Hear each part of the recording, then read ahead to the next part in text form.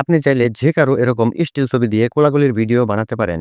আপনি আপনার প্রিয়জনের আলাদা, আলাদা ছবি একসাথে এডিট করে অথবা একসাথে তোলা ছবিকে এরকম কোলাকুলির ভিডিও বানাতে পারবেন।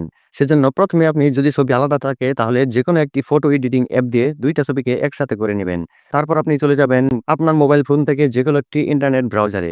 ব্রাউজারে গুগলে গিয়ে লিখবেন পিক্সবার্স। তারপর এই ওয়েবসাইটটি আপনার সামনে চলে আসবে। এটার উপরে আপনি ক্লিক করবেন। তারপর যদি এখানে কোনো অ্যাকাউন্ট আপনি আগে করে না থাকেন তাহলে Gmail দিয়ে একটা অ্যাকাউন্ট ক্রিয়েট করে নিবেন। তারপর এরকম শো করবে। দেখেন এখানে ছবি আপলোড করার একটা জায়গা আছে। যেই ছবিটাকে ভিডিও বানাতে চাচ্ছেন সেই ছবিটা এখানে আপলোড করে দিবেন।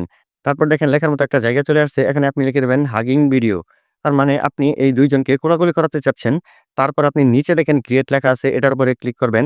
তারপর কয়েক সেকেন্ড আপনি এখানে অপেক্ষা করলেই আপনার ভিডিও রেডি হয়ে যাবে।